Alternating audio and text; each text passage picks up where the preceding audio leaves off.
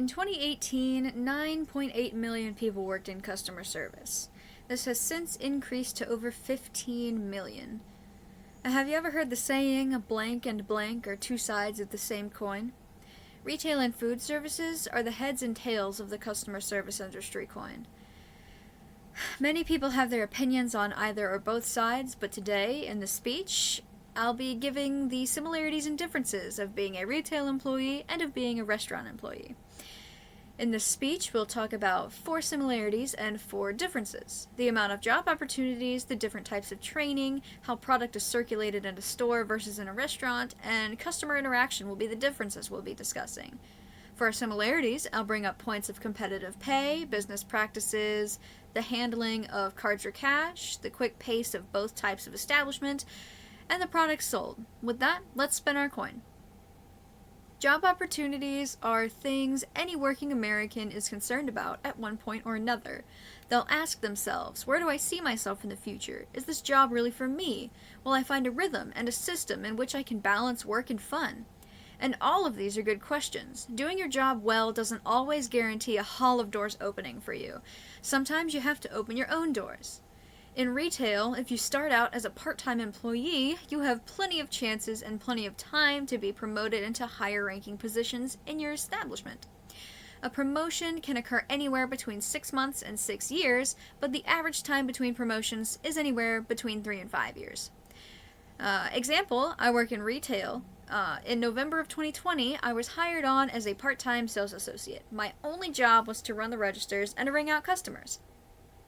In November of 2021, I was promoted to a full-time manager position. I skipped a couple levels, but that was the only position available, and my boss felt that I deserved it. Within less than a year, I proved to my boss I was worth it. In food service, promotions are a little different. There are only so many opportunities within a single restaurant, especially a mom-and-pop business.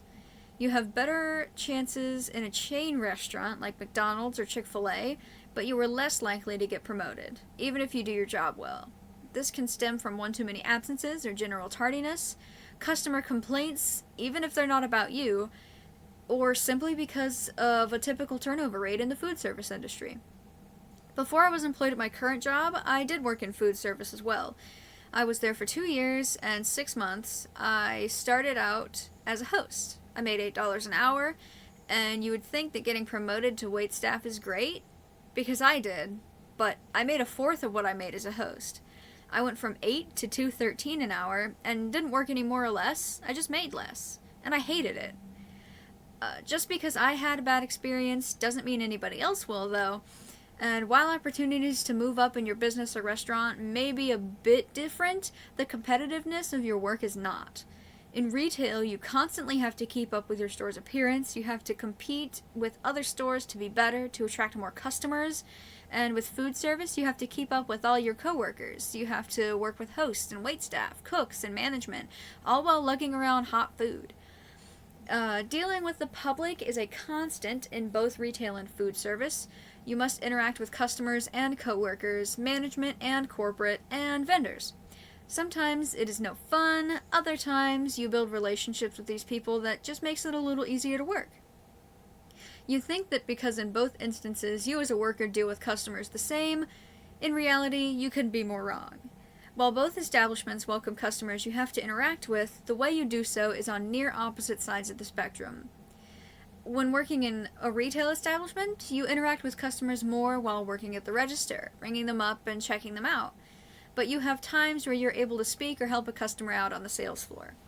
In food service, you most often deal with customers face-to-face, taking their orders, giving them menus, drinks, or food, or extra napkins.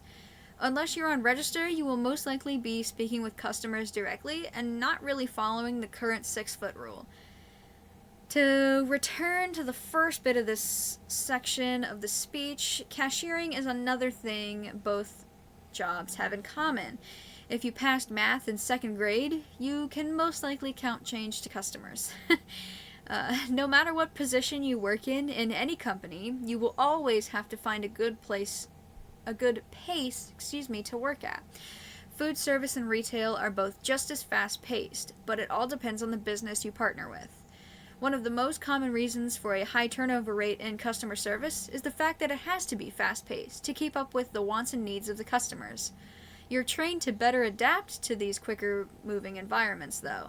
You are also trained to keep your store or restaurant up and running efficiently. When you're being trained for a common entrance level retail job, you are more often than not trained on the register. You may be trained to tidy up the store properly in a process called fronting or recovery. You could also be trained to run freight or stock the shelves. In a restaurant, you are trained to run a register, either to prep or handle food, or maybe to do both. And you are trained to serve your customers. This includes learning shorthand, the proper way to carry food, how to get the orders correct. You are also trained, more often than not, to know the differences in temperatures that are good to keep certain foods at. Our last point, we're going to go over products and the way they are circulated within an establishment. Both retail stores and restaurants all have products that make up their inventory, or what is inside the building in an instance to make the establishment a profit. And both retail and food services serve food and drink. Maybe a little different, but food and drink nonetheless. Retail services like Dollar Tree, Walmart, and TJ Maxx all sell food, drink, and snacks, and other non-consumable products like car accessories or cleaning materials. In restaurants like McDonald's, Cookout, or Montero's, all sell food that is cooked to order and typical fountain drinks. No non-consumable products are on the menu. In retail stores, inventory is not manually counted, meaning the employees don't have to count what is in the store in any instance.